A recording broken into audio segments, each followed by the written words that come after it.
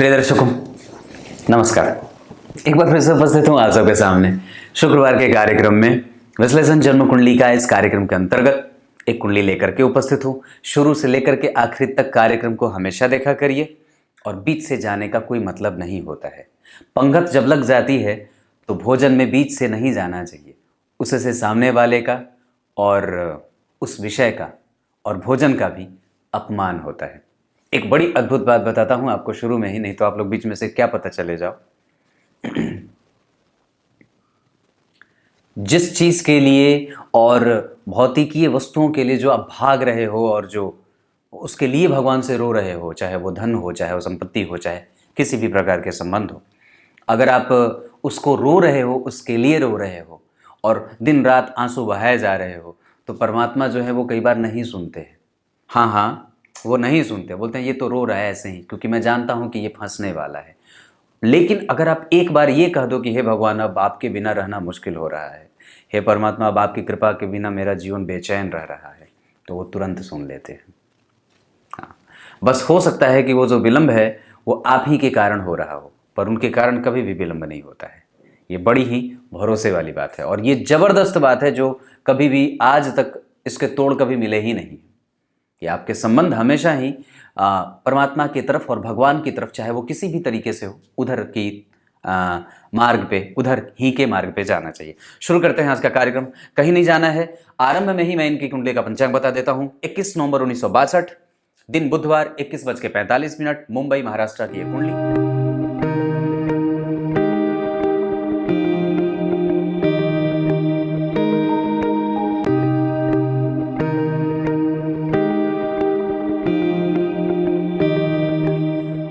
यहां पे इनका जो जन्म हुआ है वो है राक्षस संवत्सर में। इस 2078 संवत्सर का भी नाम राक्षस ही रखा गया था, पर वाराणसी के विद्वानों ने उसको किसी भी तरीके से अपनी जो है वो प्रभाव और अपने विद्वता के बल पर किसी भी प्रकार के जो संवत्सर होते हैं उसमें उलटफेर की स्थिति को पहचान करके और उसके वास्तविक मर्म को समझते हुए उसे आनंद संवत्सर के नाम से विभूषित किया है। इस बार का जो संवत्सर का नाम है ये राक्षस न होकर के ये किसी भी संवत्सर का लोप और घटना और बढ़ना, इन प्रभावों से मुक्त करके इस संवत्सर का नाम आनंद संवत्सर रखा है। लेकिन इनका जन्म, जिनकी ये कुंडली है, अब उस समय की स्थिति अगर मैं बता दूं तो उनका जन्म 1962 में हुआ था। आप देख रहे हो 1962 में भारत की स्थिति क्या थी। वो 62 का ही समय था जब भारत और चाइना के साथ युद्ध की स्थिति और भयंकर अकाल की स्थिति पड़ी थी। वो दुर्भिक्ष हमेशा से ही भारतीय इतिहास में जाना जाएगा और पहचाना जाएगा। तो ये राक्षस संवत्सर का ही प्रभाव होता है, जहां व्यक्ति जो जन्मा होता है वो अकाल के गिरफ्त में आता है। अब ऐसा नहीं है कि उसके जन्म के कारण अकाल पड़ जाता है, ऐसा नहीं है। अब आप जरा देखो कि ये आनंद की ही संवत्सर की तो बात है कि इस बार कहीं से भी अकाल की कोई घटना सामने से नहीं आई और बारिश और भगवान इंद्रदेव का प्रभाव जो है वो हमेशा दिखता रहा। तो ये भी एक बात है, आनंद का ही आनंद है। और उस समय वो जो 1962 में जो दुर्भिक्ष पड़ा था और जो उस समय युद्ध की जो विश्वव्यापक जो स्थिति बनी थी, उसके आधार पर वो राक्षस संवत्सर वास्तव में था और असल में उसका प्रभाव भी देखने को मिला था, जहाँ व्यक्ति जो है वो भूख के चपेट में, भूख के कारण कई बार युद्ध की स्थिति बनती है, विश्वव्यापी संबंध कमजोर और खराब होते हैं, विश्व का नाम, विश्व क्षितिज पर देश का नाम थोड़ा सा अप्रभावित सा या प्रभावित करने में मुश्किल खड़ा करती हैं ये चीज़ें। अब आगे बढ़ता हूँ। जन्म है इनका मार्गशीर्ष माह में, इस वजह से कई बार लोग इनको गलत समझ लेते हैं और कई बार ऐसी भी स्थितियाँ देखने को मिलती हैं जहाँ व्यक्ति मार्गशीर्ष माह में जन्मा होता है तो थोड़ा जिद्दी हो जाए, भौतिकवादी हो जाए। कई बार जितनी मेहनत करता है व्यक्ति उतने परिणाम उसको ना मिलते हों या कई बार उसके लोग ही उससे दूर चले जाते हैं, ये भी बात बनती है।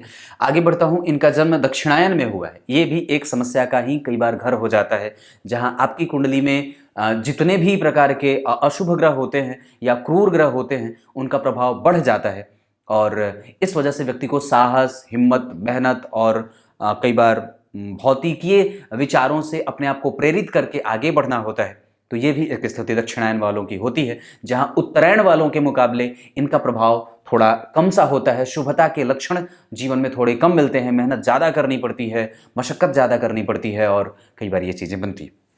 हेमंत ऋतु का प्रभाव, व्यक्ति प्रेमी है और कामी भी होगा, ये भी बात दिखती है। कृष्ण पक्ष के दशमी तिथि का जन्म है। अब जरा इस बात को समझना कि पंचांग कितना कमजोरी की तरफ बढ़ रहा है। मैं एक बात बता दूं, मैं वही बोलूंगा जो मुझे कुंडली बोलने के लिए आदेश देगी। मैं इधर और उधर की बात नहीं करता।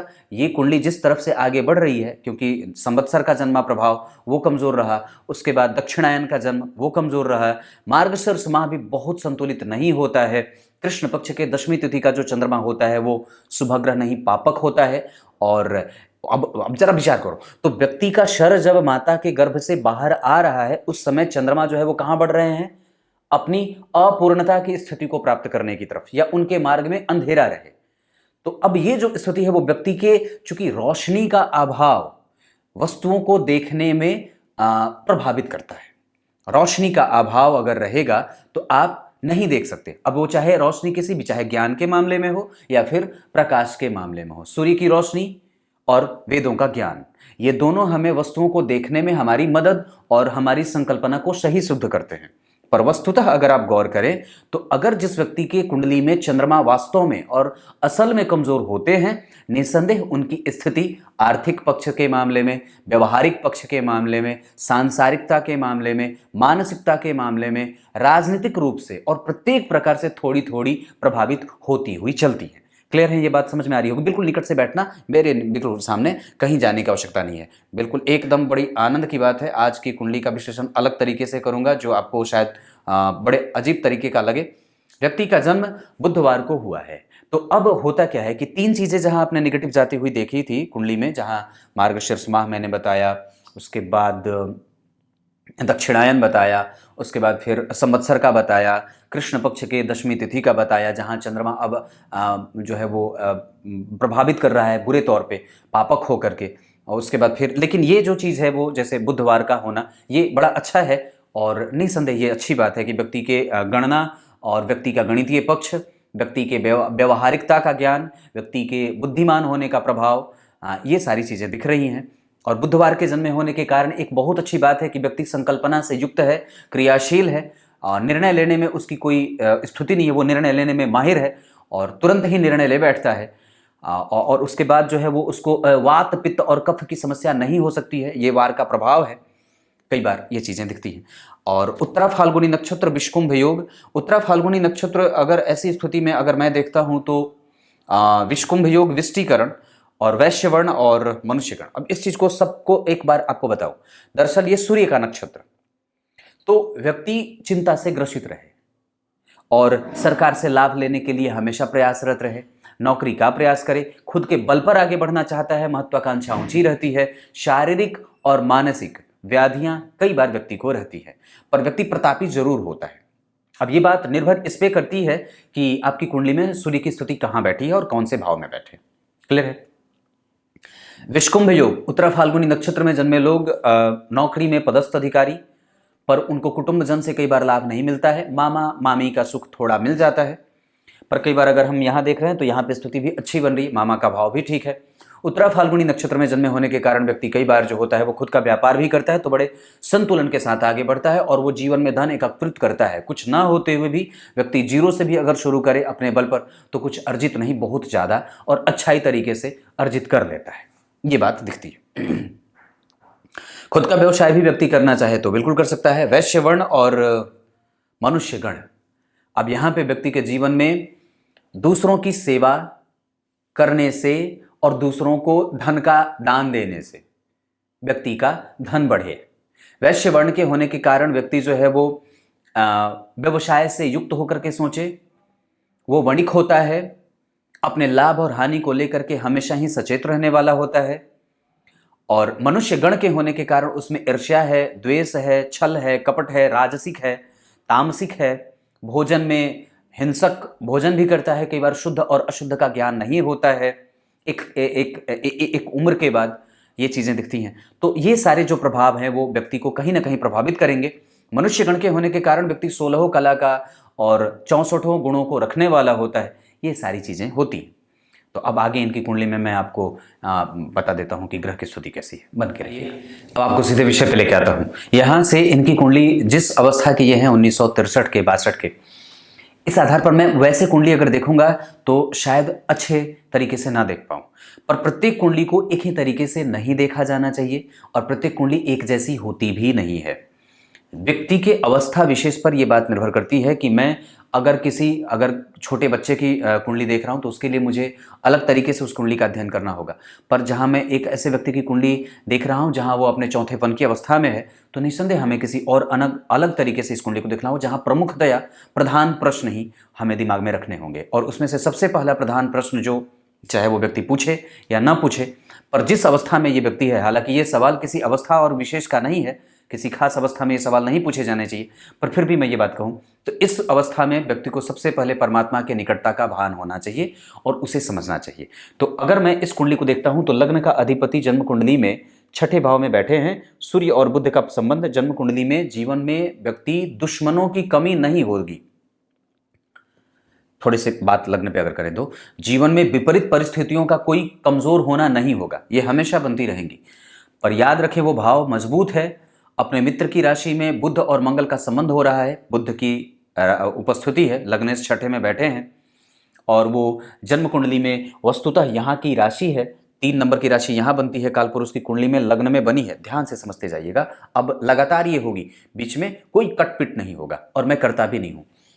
तो यहाँ लग्न के अधिपति जो है वो जन्म कुंडली में छठे में बैठे, वस्तुतः वो यहाँ के राशि है, यहाँ की राशि है और ये वायु तत्व की राशि है और जाकर के वृश्चिक राशि में बैठी है, जल तत्व की राशि में। और ये एक ऐसी स्थिति बन रही है जहां से व्यक्ति के जीवन में जल और वायु का कोई साम्य नहीं होता। तो इस वजह से थोड़ी सी परेशानी इस वजह से भी बन रही है। और आप जरा गौर करो तो इनकी कुंडली में सूर्य और बुध मूलतया अष्टम में बैठे हैं। इस वजह से व्यक्ति का तर्क, व्यक्ति का प्रभाव और व्यक्ति के गूढ़ और रहस्यमय चीजों में जाने का प्रभाव, व्यक्ति के दिमाग में जो चीजें पिछली परतों में चलती हैं, जहां तक पहुंचना और जहां तक जाना किसी आम व्यक्ति के बस के बाहर की बात है। तो ये व्यक्ति तार्किक है, समझदार है, बुद्धिमान है, अपने प्रभावों के बल पर किसी भी विपरीत परिस्थिति को अपने अनुकूल और अपने लाभ के लिए इस्तेमाल कर लेता है। एक बात बताता हूं, सूर्य और बुध की युति अगर धनु लग्न में या धनु राशि में होती हो तो बड़ी अच्छी परिणाम देती है। और एक बड़ी अद्भुत बात और भी बताऊं, वो भी बताता हूं। किसी भी भाव में अगर सूर्य बुध बैठे हों तो बड़े अच्छे परिणाम देते हैं, पर सप्तम में कभी कभी वो कमजोर से परिणाम देने लगते हैं। ये बात भी हमेशा याद रखना। हाँ, चाहे वो किसी भी राशि में बैठे हों, इस भाव में उनके प्रभाव थोड़े से कमजोर देखे जाते हैं, पर बाकी के जितने भाव हैं अगर वो वहां एक साथ बैठे हैं तो थोड़े कमजोर नहीं, मजबूत या फिर सामान्यतया प्रभाव अच्छे ही देते हैं। तो यहां पे ये व्यक्ति को दुश्मनों से कभी हारने ना वाला, परिस्थितियों से हमेशा लड़ने और भिड़ने वाला, साहस का प्राबल्य होता है।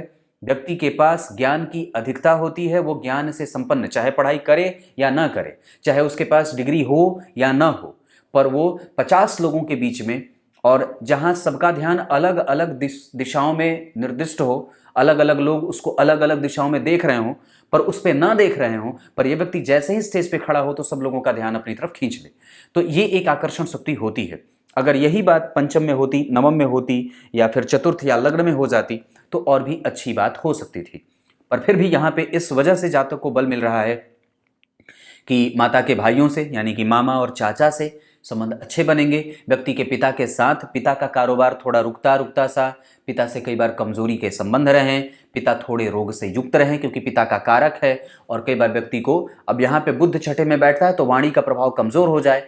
क्यों कमजोर हो जाए, ध्यान से समझना, क्योंकि जन्म कुंडली में, और ये सूर्य जो बैठे हैं वो अनुराधा नक्षत्र में बैठे हैं जो कि शनि का, तो व्यक्ति को कई बार सरकार से लाभ भी मिले। लेकिन यहाँ पे गौर करिए, शनि स्वग्रही है तो आयु संपूर्ण, और आयु के प्रभाव में यहां पे इस भाव का अधिपति, ध्यान से समझना, यहां के अधिपति शुक्र जाकर के जन्म कुंडली में कहां बैठे, जाकर के वो बैठे हैं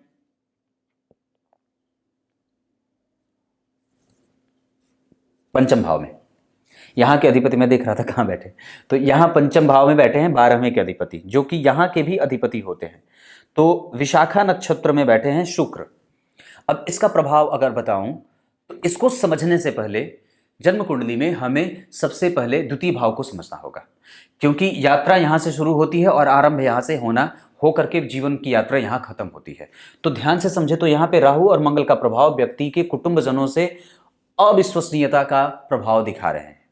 मतलब व्यक्ति को कई बार वो चीजें मिलती नहीं है, क्योंकि अब पैतृक संपत्ति भी कमजोर मिल जाए, या कई बार पिता के साथ संबंध कमजोर हो जाए, क्योंकि राहु का प्रभाव जन्म कुंडली में यहाँ पे है, नीच की दृष्टि डालेगा, तो ये कमजोरी वाली बात है। और मंगल जो है वो नीच के होकर के बैठे हैं, इस वजह से भी कई बार चीजें गड़बड़ वाली बनती है। तो धन भाव में एक नीच का ग्रह अगर बैठेगा तो निस्संदेह थोड़ी सी समस्या का प्रभाव रहेगा। उसके बाद अगर हम इसी चीज को यहां समझते हैं कि सूर्य लग्न के अधिपति और पराक्रम के अधिपति, लग्न के अधिपति बुध और पराक्रम के अधिपति सूर्य, ये दोनों एक साथ त्रिक भाव में बैठ रहे हैं।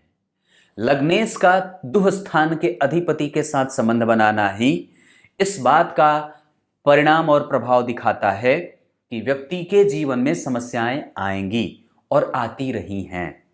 पर व्यक्ति जितनी भी उसकी उम्र है, वो अपने आप को इतना उसका कर्म बेहतर रहेगा, वो इतना पंक्चुअल है, क्रूरता कहें या व्यक्ति का प्रभाव अपना मजबूती का, वो बहुत बेहतर होता है, जो उसके कर्म को कभी भी प्रभावित नहीं होने देता है और वो अपने काम को लेकर के हमेशा ही मशक्कत की स्थिति में रहते हुए भी सफलता को प्राप्त कर जाता है। उसके कमर की बेल्ट कभी खुले ना खुले पर बंदी हमेशा रहती है। वो हमेशा ही परिस्थितियों से लड़ने के लिए तत्पर और तैयार रहता है। यहां उसके कुटुंबजनों का थोड़ा सा प्रभाव कमजोर हो रहा है, क्योंकि राहु और मंगल का प्रभाव व्यक्ति की वाणी को, कई बार व्यक्ति झूठ भी बोलता है, बोलना ही पड़ता है। अपने व्यवहार और व्यवसाय को चलाने के लिए, अपने कर्म क्षेत्र में अपने प्रभावों को रखने के लिए कई बार व्यक्ति को झूठ का सहारा लेना ही पड़ता है। और यहाँ पे राशि अगर देखते हैं तो कर्क की बन रही है। मुख्यतया सुख भाव की राशि अगर द्वितीय भाव में बनेगी तो माता से संबंध अच्छे हों, माता का लाभ मिले। और यहाँ पे बुध यहाँ का अधिपति होकर के जन्म कुंडली में यहाँ चंद्रमा बहुत अच्छी स्थिति में बैठे हैं, पर पापक हैं, इस वजह से उनके रोग और बीमार से युक्त होने का, क्योंकि तीसरे चतुर्थ भाव के अधिपति सूर्य के साथ बैठे हैं, ये तृतीय भाव के अधिपति के साथ बैठे हैं। व्यक्ति के जीवन में प्रतियोगिता परीक्षाओं में सफलता के द्वार भी खुलते हैं और व्यक्ति को सरकार से लाभ भी मिलता है।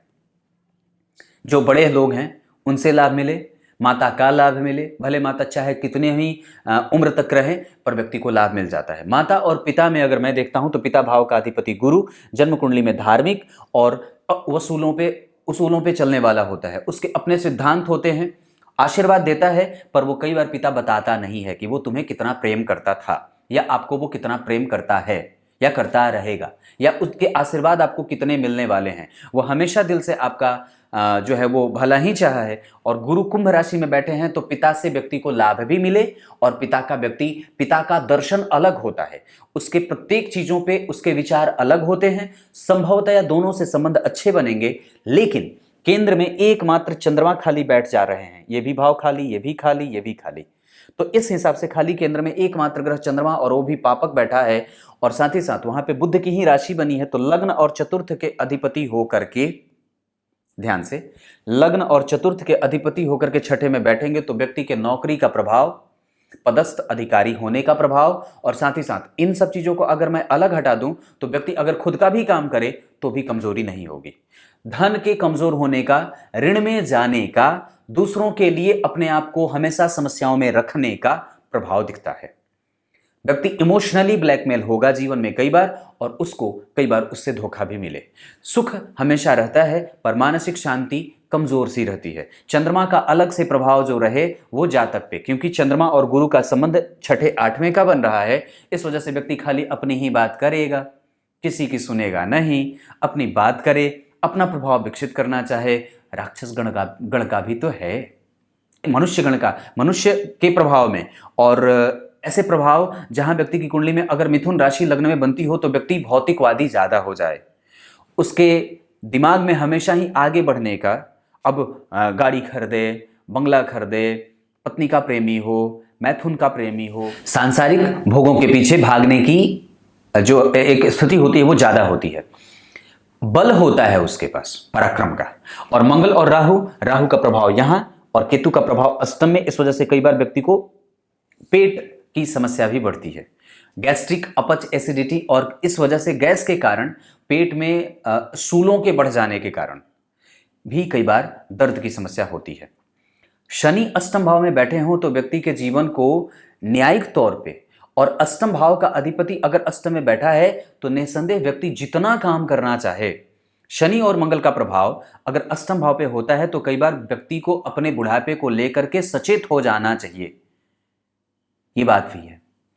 अगर यही प्रभाव यहां पे देखें तो शनि का प्रभाव छठे चतुर्थ स्थान से, यहां उत्तरा फाल्गुनी के चंद्रमा है जो सूर्य का नक्षत्र है, जो कि रोग में बैठा है। इस वजह से भी व्यक्ति को हड्डियों का रोग, पेट का रोग और अपच आदि की समस्या बढ़ती है। जीवन भर व्यक्ति को पेट से संबंधित समस्याओं से जूझना पड़ता है। कई बार यहाँ पे वो कुंभ के मकर के बैठे हैं, इस वजह से भी ये बात बनती है। हालांकि स्वग्रही होकर के बैठे हैं तो व्यक्ति के पास आयु बड़ी अच्छी है और सुख भाव, जो आयु का सुख है, वो जन्म कुंडली में थोड़ा सा मानसिक कष्ट दे रहा है, ये बात भी है। आध्यात्मिक पक्ष व्यक्ति का बेहतर है, वो उसको दर्शन के पीछे भागना चाहिए। प्रत्येक समय ईश्वर और ईश्वरीय गुणों का गुणगान करना चाहिए। व्यक्ति की कुंडली में द्वितीय भाव में मंगल और राहु बैठे हैं, उसको अपनी वाणी पे कंट्रोल करना चाहिए। जिद्द की स्थिति नहीं होनी चाहिए। मंगल और बुध का संबंध नवम पंचम का है, इस वजह से व्यक्ति में कई बार मजबूती से अपनी बात रखने की प्रभाव की स्थिति ज्यादा हो जाती है, जहां वो सामने वाले को कई बार सुनता नहीं है। जिद्द, मार्गशीर्ष का प्रभाव, मंगल राहु का प्रभाव यहां 8 और 24 का है। दूरी है, लेकिन फिर भी मंगल और राहु का प्रभाव कई बार व्यक्ति दूसरों के कारण खुद को ही ऋण में डाल देता है और कई बार उसको अर्थहीन या धन से, अब जरा गौर करिए तो यहां मंगल कहां के अधिपति हैं? जन्म कुंडली के ऋण के अधिपति का संबंध धन से बन रहा है ना। और उसकी दूसरी स्थिति कहां है? लाभ के अधिपति धन में बैठे। लाभ के अधिपति धन में बैठे तो चलो ठीक है कि लाभ मिला जीवन में मेहनत के बाद, लेकिन वो वापस व्यक्ति को ऋण में भी तो डाल रहा है, क्योंकि धन, ऋण भाव के अधिपति धन में जा रहे हैं और यहां धन का अधिपति माता से लाभ और माता का सुख देता है, लेकिन वो पापक है। इस वजह से वो कंटिन्यूअस एक साथ एक जैसा नहीं ला रहा है। इस वजह से ही व्यक्ति कई बार प्राइवेट सेक्टर से काम करता हुआ देखा जाता है, या अगर सरकारी भी करे तो व्यक्ति कई बार अपना काम करने का दिमाग में एक प्लानिंग करता रहे या करता रहता सा है, ये बात दिखती है। तो ये सूर्य की बात थी। अब चंद्रमा की अगर बात करता हूं तो चंद्रमा जो है वो बैठे हैं 3 डिग्री के, ये थोड़े कमजोर, और उत्तरा फाल्गुनी नक्षत्र सूर्य का नक्षत्र। तो चंद्रमा का नक्षत्र अगर देखते हैं तो यहां पे गौर करिए तो चंद्रमा के नक्षत्र को किसी ने धारण नहीं किया है, लेकिन चंद्रमा ने सूर्य का नक्षत्र धारण किया है और वो 8 नंबर में अपने मित्र की राशि में बैठे हैं, और जहां बैठे हैं उस राशि का अधिपति पीछे 5 घर बैठा है। ये अच्छी बात होती है, लेकिन नीच का बैठा है। तो व्यक्ति अगर किसी को भी पैसे दे दे तो वापस निकालने में बड़ी मशक्कत करनी पड़ती है। हालांकि अलग बात है कि वो बार बार दबाव में रहेगा, बट लेकिन देने से बचना चाहिए, क्योंकि मंगल राहु के प्रभाव में मंगल नीच के हैं। इस वजह से कई बार धन चला जाए तो वापस आने का नाम न ले। चंद्रमा भी कमजोर, सूर्य भी जो है वो व्यक्ति के नैतिक तत्वों और उसके प्रभावों में उसके वाणी का प्रभाव कई बार कमजोर हो जाए। जबरदस्ती किसी भी काम को निकालने का मेहनत और निकालने का प्रभाव ज्यादा दिखता है। तो ये चीजें मेहनत ज्यादा करनी पड़े और फोकस बढ़ा करके काम करना पड़ता है। आप आसानी से कोई भी चीज प्राप्त नहीं कर पाते, मेहनत ज्यादा है और ये बात भी दिखती है। हालांकि व्यक्ति का कर्म इतना बेहतर है और व्यक्ति का पराक्रम इतना बेहतर है कि वो कुछ भी अर्जित कर सकता है, उसके पास इतना बल है। उसका पौरुषत्व और उसके पराक्रम और उसके पुरुषार्थ की स्थिति जन्म कुंडली में हमेशा अच्छी है, क्योंकि शनि का प्रभाव भी जन्म कुंडली में यहाँ है। यहाँ के अधिपति भाग्य में बैठे हैं। व्यक्ति के जीवन में धर्म और कर्म का योग बना रहे, भाग्यशाली योग बना, ये बात बड़ी अच्छी है। क्लियर है यहाँ तक? चंद्रमा का प्रभाव सूर्य पे, आत्मविश्वास हमेशा ही टॉप क्लास का रहे।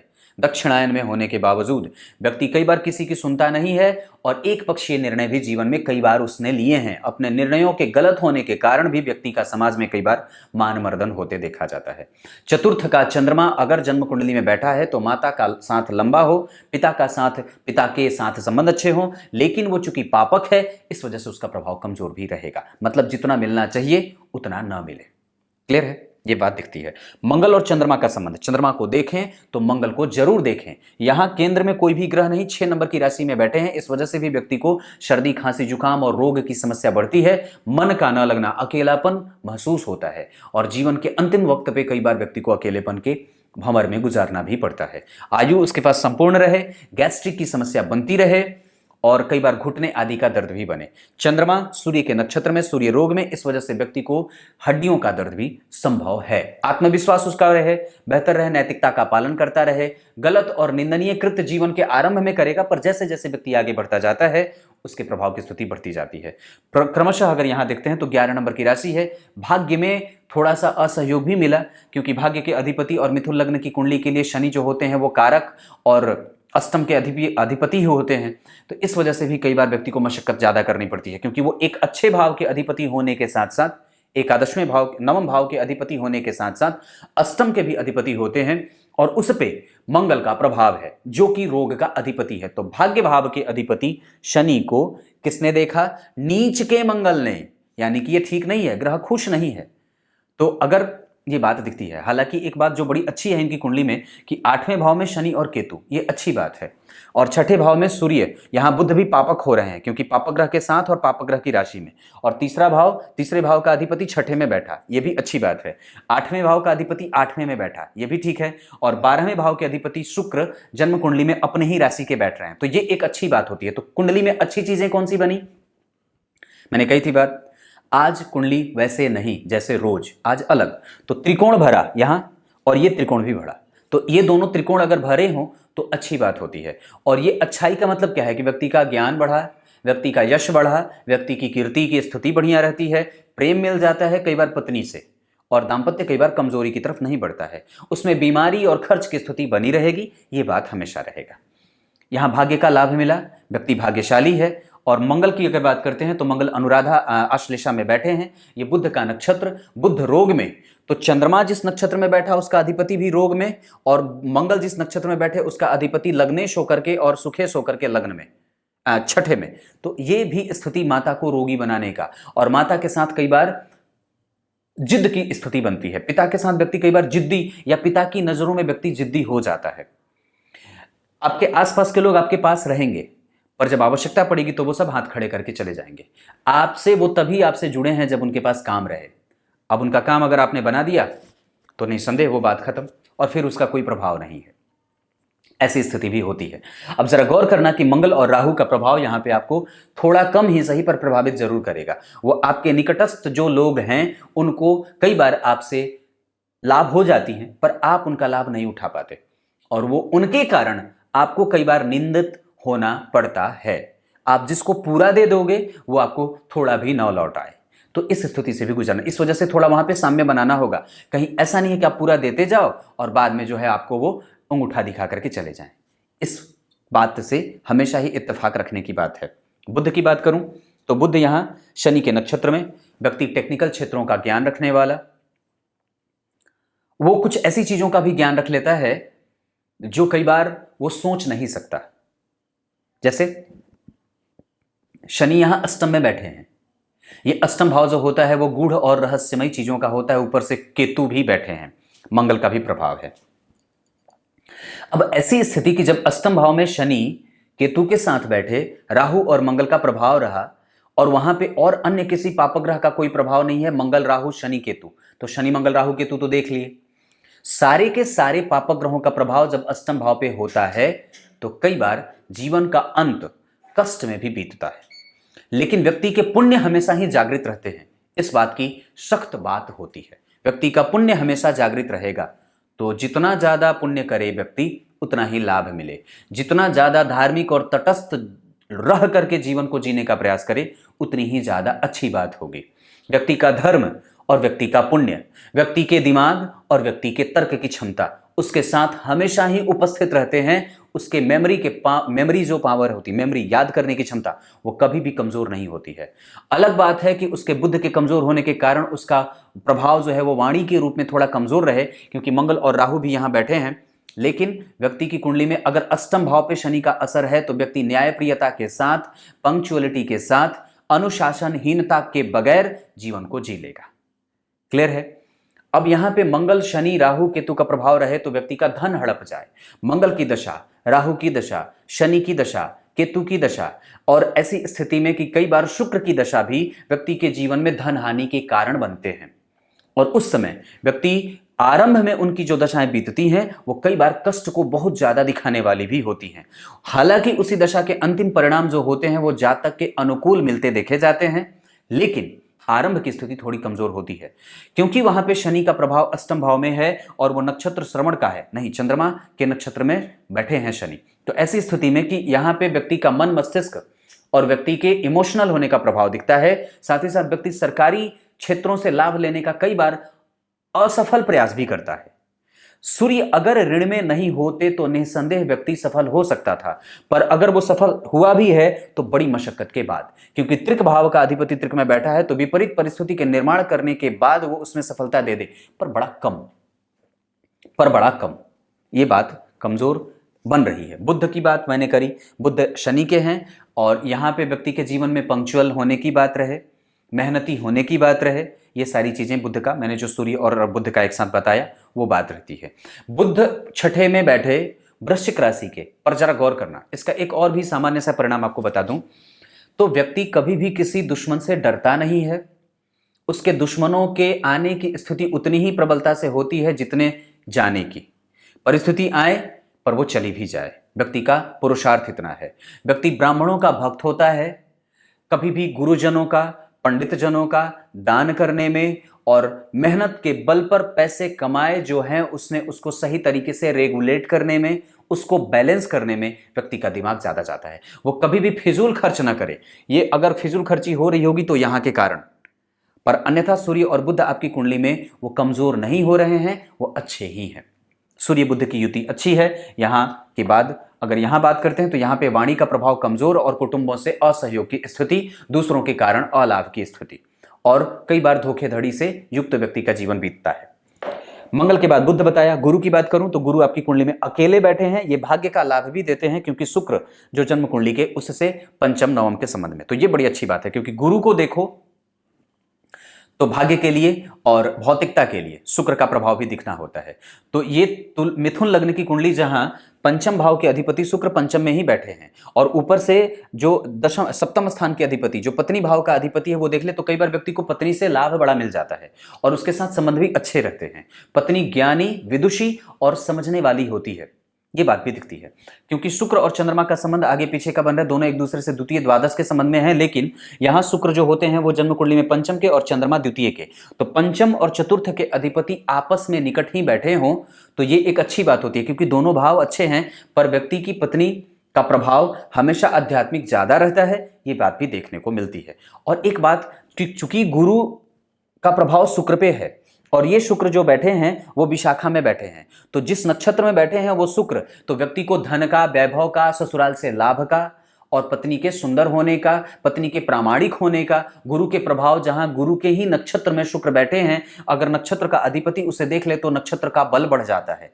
इस आधार पर भी व्यक्ति के जीवन में यश, कीर्ति, सम्मान, पद, प्रतिष्ठा, गौरव और प्रेम और दयालुता, इमोशन और उसकी क्रिएटिविटी बड़ी अच्छी होती है। वो समझदार होता है, हिंसक नहीं होता है, भोजन का, वस्त्र का, इत्र का, पहलुओं को समझने का, गूढ़ता से किसी भी बात को रिसर्च करने का, उसमें अपना दिमाग लगाने का, रिसर्च माइंडसेट का व्यक्ति होता है और खोजी प्रवृत्ति का, मतलब उसको अगर हिंदी में कहें तो खोजी प्रवृत्ति का होता है। उसके किसी भी बात पे तर्क करने की जो स्थिति होती है वो बहुत उच्चस्थ होती है और एक लेवल पे होती है जिसको कि किसी भी साधारण व्यक्ति के समझने के बस की बाहर की बात होती है। क्लियर है? ये गुरु अगर राहु के नक्षत्र में बैठे हों और वापस लग्न को देख रहे हों तो व्यक्ति बहुमुखी प्रतिभा का धनी होता है। गुरु बुध को देख रहे हैं तो थोड़े कमजोर होंगे जरूर, इस वजह से भी कई बार व्यक्ति के अंदर धार्मिकता का आभार वो व्यक्त जो नहीं करना चाहिए या कई बार जो मिलना चाहिए धार्मिकता का आह्वान नहीं होता है, वो लाभ के पीछे ज्यादा भाग रहा होता है। और एक बात जो वास्तव में उसको हमेशा ही भविष्य में क्या होगा इस बात का डर लगा रहे और कई बार वो धर्म भीरू भी हो जाता है, वो धर्म से कई बार डरने लगता है जो कि नहीं होनी चाहिए क्योंकि बुध भी यहाँ धर्म भीरू बना रहे हैं, गुरु भी यहाँ कुंभ राशि के धर्म भीरू बना रहे हैं। व्यक्ति धार्मिक है, सामाजिक है, समाज में उसके प्रभाव अच्छे हैं, पर यही सूर्य अगर यहाँ बैठ जाते या शनि यहाँ बैठ जाते तो और भी सामाजिक प्रभाव है वो और बढ़ जाता, ये बात भी है। गुरु का प्रभाव यहाँ है, यहाँ मित्र की राशि को देख रहे हैं, सूर्य के साथ उनका संबंध केंद्र का हो रहा है, गुरु के साथ चंद्रमा और गुरु का संबंध षडाष्टक का बन रहा है। ये व्यक्ति अपने मन का, मैंने वही बात बताई, मन का करे, अपने हिसाब से करे, किसी की सुने नहीं, इस तरीके की बात भी दिखती है। पर होता वो बड़ा कोमल स्वभाव का है लेकिन बताता नहीं है कि वो कितना कोमल है। दरअसल वो किसी को भी ठगना नहीं चाहता है, लोग उसको ठग करके वो तो दांत चिहारता रहेगा और गलतियों को सह जाता है, अपने धुन में मस्त रहता है, उसकी इच्छाएं बड़ी प्रबल होती हैं और कई बार वो कुंठा का शिकार भी हो जाता है। बताऊं क्यों? क्योंकि गुरु का संबंध राहु से बन रहा है। राहु हमेशा यही कहता है कि हे भगवान परमात्मा, मुझे सबसे अच्छे ग्रह के साथ बिठाना, लेकिन देवगुरु बृहस्पति हमेशा कहते हैं कि हे परमात्मा, मेरी स्थिति कभी भी राहु, केतु और शुक्र के साथ ना बनाना। पर बन रही है यहां राहु के साथ। इस वजह से व्यक्ति कई बार कट्टर धार्मिक और सभी धर्मों का समान रूप से पालन करता हुआ भले ही कहे, पर वो वास्तव में होता नहीं है। कई बार वो व्यवहारिक रूप से भले हो जाए, पर आंतरिक तरीके से अगर इसकी हम चर्चा करते हैं तो व्यक्ति सभी धर्मों का पालन करता हुआ भले दिखे, पर वो होता नहीं। वो अपने धर्म का और स्वधर्म का पालन करता हुआ देखा जाता है। गुरु का प्रभाव यहां है, ये व्यक्ति की पत्नी को, व्यक्ति के सुख को, व्यक्ति के प्रभावों को अनुभव से युक्त रखने वाला भी बनाता है। गुरु के बाद शुक्र जन्म कुंडली में बैठे हैं 21 डिग्री के। अब यहां पे जरा देखिएगा, विशाखा नक्षत्र गुरु का नक्षत्र, और उसके ठीक पीछे एक शुभ ग्रह, उसके ठीक आगे सूर्य और बुध का बैठना। ये वेशी योग का निर्माण होता है। व्यक्ति को तेजस्वी, व्यक्ति का प्रभाव बड़ा अच्छा रहे, व्यक्ति के संपन्न होने का प्रभाव बड़ा बढ़िया रहे। और ऐसी स्थिति में कि अगर मैं और भी निकटता से आकर के देखता हूं तो शुक्र को देखूंगा, क्योंकि यहां पे स्थिति कैसी बन रही है, यहां वो पंचम के अधिपति होकर के पंचम में ही बैठ रहे हैं, लेकिन नवमांश कुंडली में वो शनि के साथ मंगल की राशि में जा रहे हैं, लाभ भाव में। तो व्यक्ति की इच्छा और आकांक्षा की पूर्ति हमेशा ही होती रहे, ये बात भी दिखती है। समझ में तो आ रही है, खाली ऐसे ही लेक्चर दे रहा हूं मैं। इधर देख करके अच्छे से समझने का प्रयास करें तो शुक्र यहां तुला के बैठे और नवमांश कुंडली में मेष के बैठ रहे हैं कि शनि के प्रभाव में, जहां नीच का शनि लाभ भाव में बैठेगा। इस वजह से व्यक्ति को कहीं ना कहीं से लाभ तो मिल जाए, पर मशक्कत भी करनी होती है, ये बात भी दिखती है। ये गुरु और शुक्र का प्रभाव व्यक्ति की कुंडली में, ये शुक्र जो बैठे हैं वो 21 डिग्री 41 कला के हैं।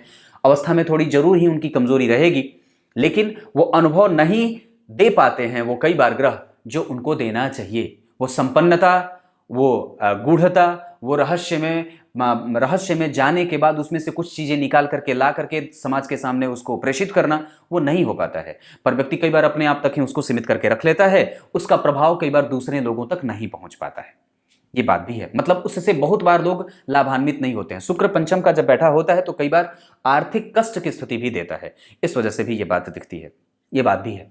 क्योंकि ऐसा क्यों होगा? क्योंकि गौर करिए, अगर शुक्र यहां बैठेंगे तो उसकी एक राशि कहां बनेगी? अगर यहां पे मूल त्रिकोण राशि में बैठे हैं तो यहां एक राशि व्यय में बन जा रही है। इस वजह से ही कई बार यहां पे शुक्र कमजोरी को दिखाने वाले हो जाते हैं, और इस कारण से ही कई बार वो शुक्र के कारण चंद्रमा का गजकेसरी योग नहीं बनता है।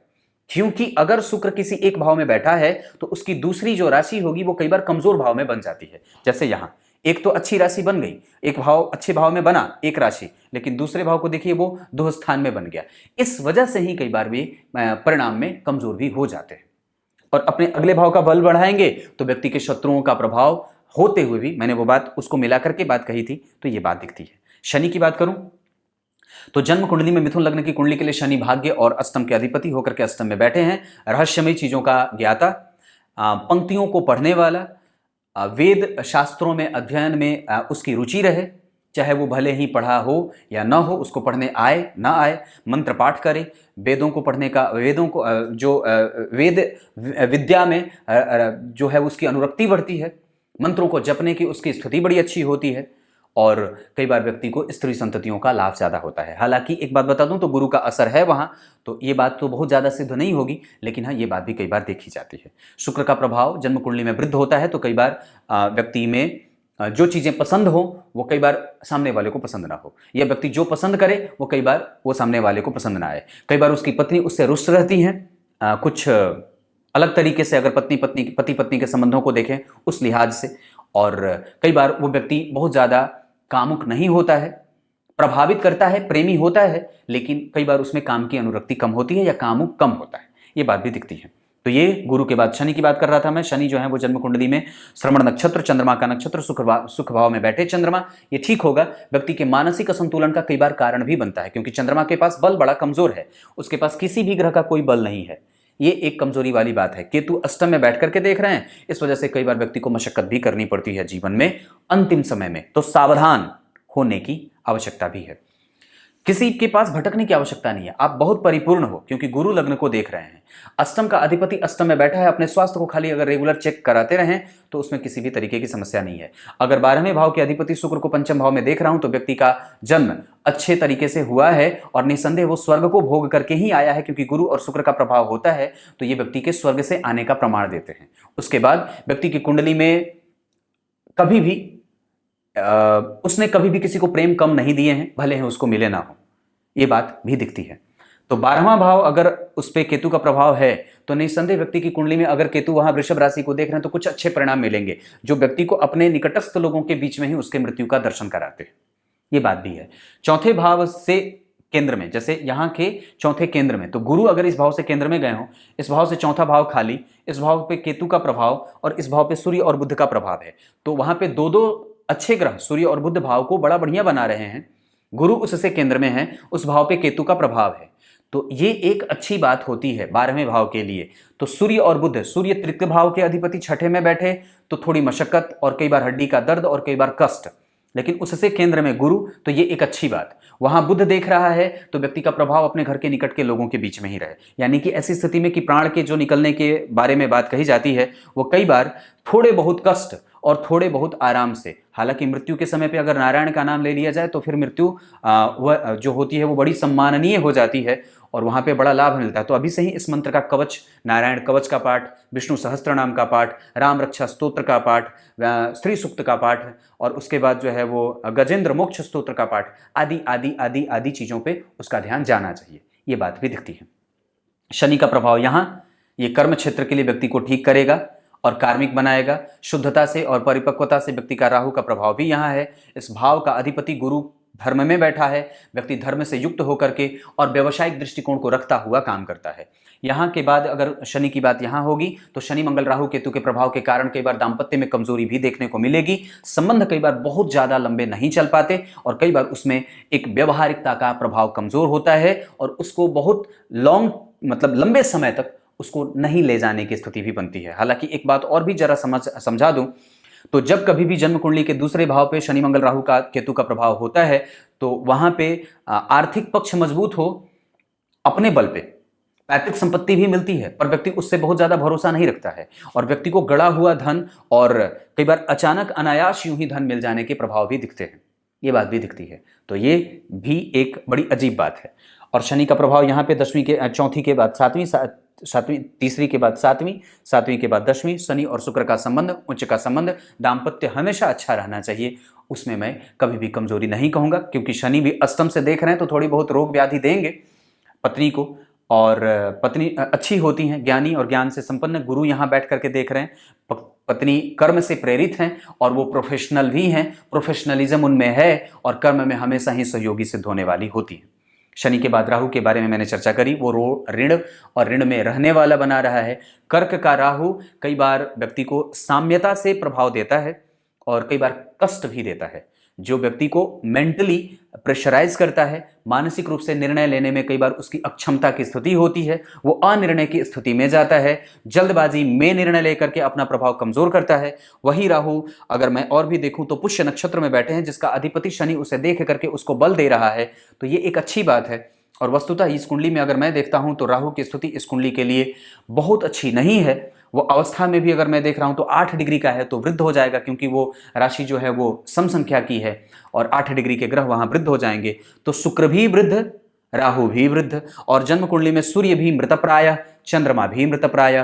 तो सूर्य कमजोर डिग्री से, चंद्रमा कमजोर डिग्री से, ये दोनों कष्ट की स्थिति और बैलेंस कई बार नहीं बना पाना। कुंडली कई बार एक तरफा हो जाती है और वो बैलेंस नहीं बना पाती है, चाहे समाज की बात हो, चाहे आर्थिक पक्ष की बात हो, चाहे पारिवारिक पक्ष की बात हो, चाहे कुटुंब की बात हो, चाहे जीवन में किसी भी तरीके से उसको साम्य में लाने में बड़ी मशक्कत करनी पड़ती है, मेहनत करनी पड़ती है, ये बात भी दिखती है। मंगल जो है वो उनके पास अनुभव कम है, बुध जो है वो कमजोर है, इस वजह से ही कई बार व्यक्ति को दुश्मन आने की फिराक में हमेशा रहता है। विपरीत परिस्थितियों को इतना डर नहीं होता कि नहीं ये सामने वाला मजबूत है मैं ना जाऊं, पर उनके पास इतनी हिम्मत होती है कि वो आपके सामने आकर के खड़ी हो जाती हैं। तो कम से कम इसको और भी ज्यादा बेहतर बना सकते हैं तो बना लीजिए अपने परमात्मा के मंत्रों के जप के बल पर कि विपरीत परिस्थिति सामने से आने का प्रभाव ही न दे। इतना ज्यादा जप लो, इतना ज्यादा पढ़ लो कि सामने वाले को और विपरीत स्थितियों को निर्माण उस बात का वो जो खंभा बने वो बने ही नहीं। बुध के बाद अगर गुरु की बात करता हूं तो गुरु ठीक हैं और वो आपकी कुंडली के लिए बहुत अच्छे तो नहीं होते, क्योंकि सप्तम भाव के भी अधिपति होते हैं। हालांकि सप्तम भाव के अधिपति होकर के यहाँ बैठे हैं तो लाभ देंगे और दाम्पत्य में जुड़ने के बाद द्वितीय भाव का अधिपति जन्म कुंडली में सुख में बैठा है, ये अच्छी बात है, धनवान योग लगाता है। लाभ के अधिपति जन्म कुंडली के धन में बैठे हैं, ये धनवान योग लगाता है। भाग्य भाव के अधिपति जन्म कुंडली में शनि अष्टम में बैठे हैं, ये भाग्य को और धर्म को कमजोर करता है। पर वहाँ गुरु बैठे हैं तो व्यक्ति जो भी काम करे उसमें धर्म का आह्वान होता रहे, वो ठगने ठगाने की बात से प्रभावित नहीं होता है। तो ये गुरु और शुक्र की बात अगर करता हूं तो शुक्र स्वराशि के बैठे हैं पर कमजोर होंगे, वो डिग्री में वृद्ध हैं, उनके पास अनुभव कम है। तो कोई भी ग्रह आपकी कुंडली में अवस्था में किसी ऐसी डिग्री पे नहीं पहुंच रहा है, मैं जहां तक देख रहा हूं जहां वो युवावस्था को प्राप्त करता है, तो सारे ही ग्रहों की दशाओं में थोड़ी थोड़ी मशक्कत आपकी होती रही और होती रहेगी। पर शनि का स्वग्रही बैठना और उसकी राशि जो स्थिति में है वो शुभता की बन रही है मिथुन लग्न की कुंडली के लिए, तो वह अच्छे होंगे। अब आपकी कुंडली में अगर मैं और भी निकटता से आकर के देखता हूं तो अभी आपकी कुंडली में शनि की दशा है 2035 तक चलेगी, यानी कि अष्टमेश की दशा में कई बार जब मृत्यु हो तो व्यक्ति को रोग व्याधि का डर रहता है, इस वजह से थोड़ा ध्यान देना होगा। और मैं एक बात बता दूं तो 2022 के 5वें महीने में शनि और केतु आ रहे हैं, तो थोड़ा ध्यान देना होगा 23 तक, छठे महीने में। उसके बाद शनि में शुक्र आ जाएंगे तो चीज़ें ठीक होंगी। पर सूर्य जन्म कुंडली के तृतीय भाव के अधिपति होकर के छठे में बैठ रहे हैं वृश्चिक राशि में, तो वो एक समय जो है वो थोड़ी कमजोरी वाली बीतेगी। हालांकि वहाँ पे लाभ फिर भी बनता रहेगा। शुक्र और शनि में चंद्रमा अगर रहेंगे तो शनि और चंद्रमा का संबंध नवम पंचम का है, और चंद्रमा जन्म कुंडली के द्वितीय भाव के अधिपति होकर के चतुर्थ भाव में बैठे हैं। शनि के साथ उनका नवम पंचम का संबंध, द्वितीय संबंध। अब शनि और चंद्रमा को समझना, द्वितीय भाव के अधिपति चंद्रमा और शनि अष्टम भाव के और भाग्य के अधिपति, तो ये दोनों जब एक साथ जागृत हों और जन्म कुंडली में शनि चतुर्थ भाव में चंद्रमा बैठे हों और शनि अष्टम में बैठे होते हैं तो कई बार ये दशा भी मारक सिद्ध हो जाएगी, तो ये बात भी होती है। उसके बाद शनि मंगल अगर देखता हूं तो शनि और मंगल का संबंध जन्म कुंडली में सप्तम का बन रहा है।